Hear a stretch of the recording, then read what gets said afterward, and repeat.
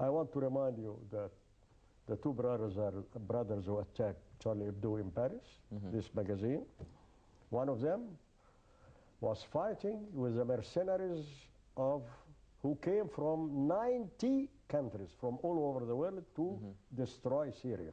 He was recruiting them in France and sending them to Istanbul now. The second one was trained in Yemen. And the French intelligence service knew such facts. They were not surprised to know that they have the files. Yes. They have a record about all this, what I'm mentioning now. Now the question is, will the world wait for such organizations to be more stronger? They know that there are some states who are helping them.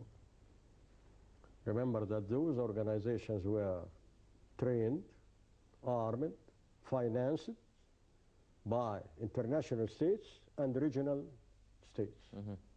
That's why they have a lot of money.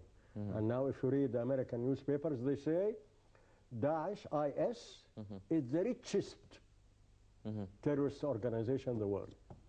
From where?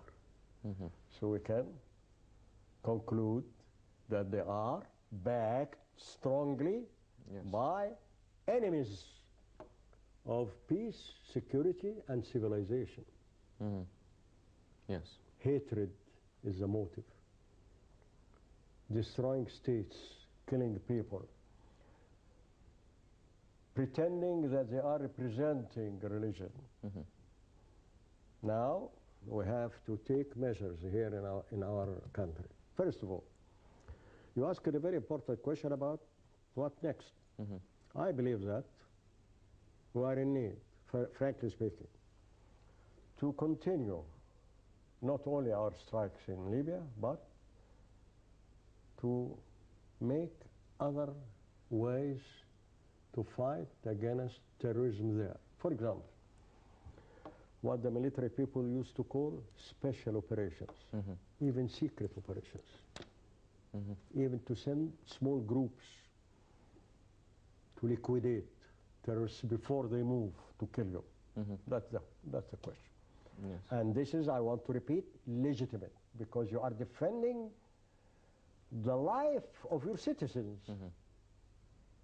Don't wait more than that.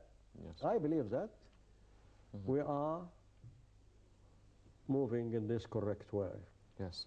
Well, Ambassador Farag, now, President Sisi and his French counterpart, François Hollande, said that the international community needs to take new measures to combat terrorism.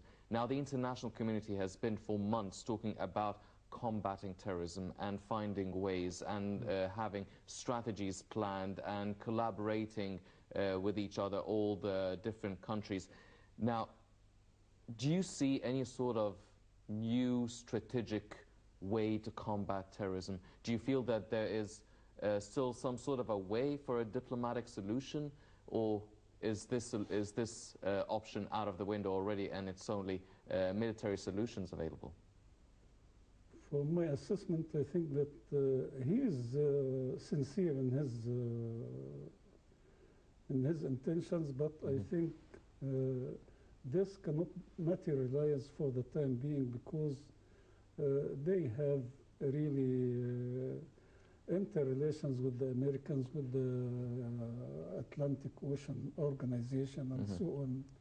And so as to prepare something like that with the French or the other European countries who are really backing you publicly, this will take time and will take so many deliberations to reach a certain consensus on a certain move. But the most prompt solution is to come out from the Arab world itself, really, for the time being, because most of the Arab countries, they are threatened and menaced by this danger of Daesh, because they are located nearby your borders in Libya.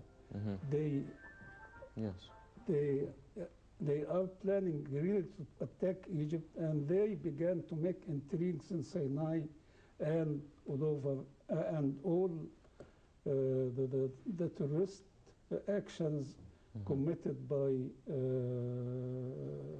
the terrorist groups in Egypt, they are backed with this.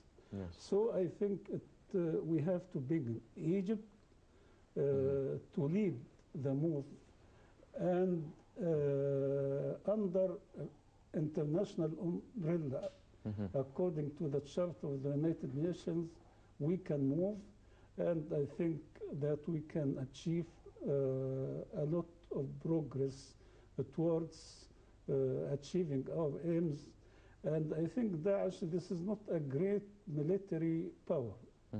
They are scattered here and there, but they use a tactic really. Why Al-Qaeda in Yemen, this is a great danger. Now the Houthis, Hittites, this is a great danger as well, which is menacing the Gulf states and the area in general. Yes. So you are surrounded by a great danger of terrorism, and they are becoming stronger every day with the help of the outer world and so on. You know who is in Derna now leading some of those Shishani fighters. Two of them, one of them is from Georgia, and the other his brother, and his brother is stationed for the time being in Syria now. He took his wife from Shishan, and more Shishanis went to Syria to stay there. And for your knowledge, we have so many Shishanis in Jordan and in Sham since long time ago. Yes.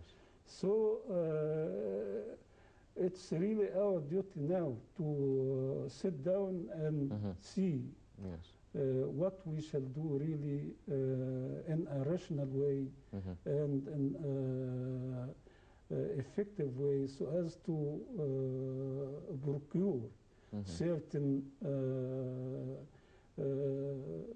tangible results for such move.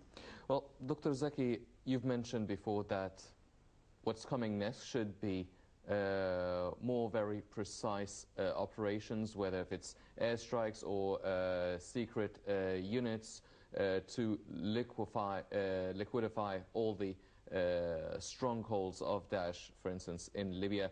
And as Ambassador Farag also mentioned, that Egypt is capable of actually having such a war on Daesh in Libya and still be able to maintain security and stability in the country.